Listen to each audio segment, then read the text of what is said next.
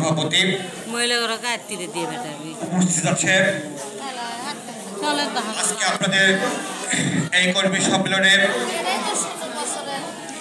সভাপতিত্ব করছেন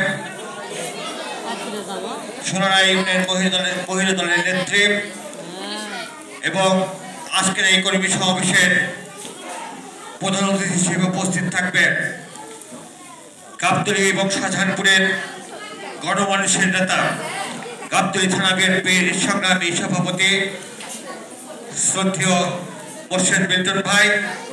আমাদের মাঝে উপস্থিত আছে গাবতলী থানা বিএনপির সংগ্রামী সাধারণ সম্পাদক এনামুল হক নতুন ভাই। আমাদের মাঝে উপস্থিত আছে সোনারা ইউনিয়ন বিএনপির সংগ্রামী সভাপতি জসিউর রহমান সোহেল ভাই। আমাদের মাঝে উপস্থিত আছে গাবতলী উপজেলা মহিলা দলের সভাপতি রাজপথের অগ্নিকন্যা সাবেক উপজেলা পরিষদের মহিলা ভাইস চেয়ারম্যান সুরাইজেরিন রনি। আমাদের মাঝে উপস্থিত আছে গাবতলী উপজেলা মহিলা দলের সাধারণ সম্পাদক শাহমিনা আক্তার রুমা। আমাদের মাঝে উপস্থিত আছে গাবতলী পৌর মহিলা দলের সভাপতি সুরভি। উপস্থিত আছে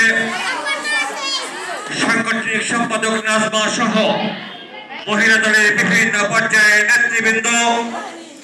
আমার সামনে উপস্থিত সোনারা ইউনিয়নের বিভিন্ন ওয়ার্ড থেকে আগত মহিলা দলের নেতৃবৃন্দ, যুবদল, ছাত্রদল, স্বেচ্ছাসেবক দলের নেতৃবৃন্দ সকলকে জানাই বাংলাদেশ জাতীয়তাবাদী যুবদল গাবতলী উপজেলা শাখার পক্ষ থেকে সংগ্রামী শুভেচ্ছা।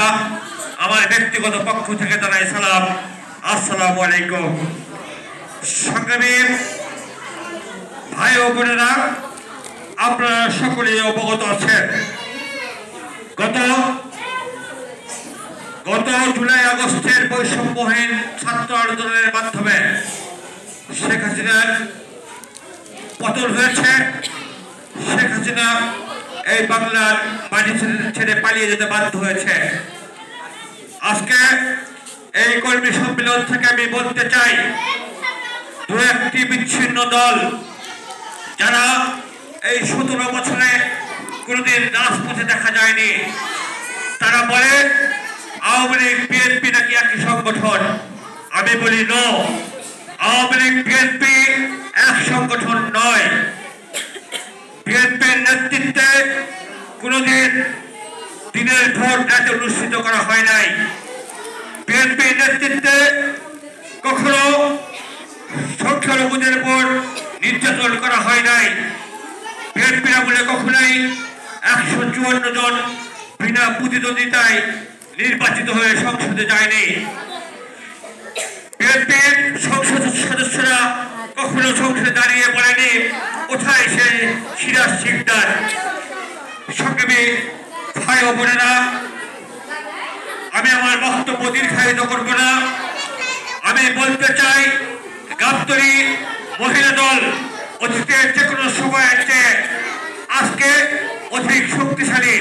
গাবতলী মহিলা দল অত্যন্ত সুসংগঠিত। সুরাইজেরিন রনি, শাহমিনা আক্তার রুমার নেতৃত্বে গাবতলী উপজেলা মহিলা দল একটি মডেল মহিলা দল হিসেবে রূপান্তরিত হয়েছে। আগামী দিনে একটি কর্মী সম্মেলনের মাধ্যমে এই সোনারা ইউনিয়নে এমন একটি কমিটি দেওয়া হবে যে কমিটি আগামী দিনে সোনারা ইউনিয়নকে মডেল হিসেবে আখ্যায়িত করবে। এই আশায় প্রত্যাশায় আগামী দিনে সকলকে ভোটের জন্য প্রস্তুতি গ্রহণ করার জন্য আহ্বান জানিয়ে আমি আমার কথা বলা শেষ করছি।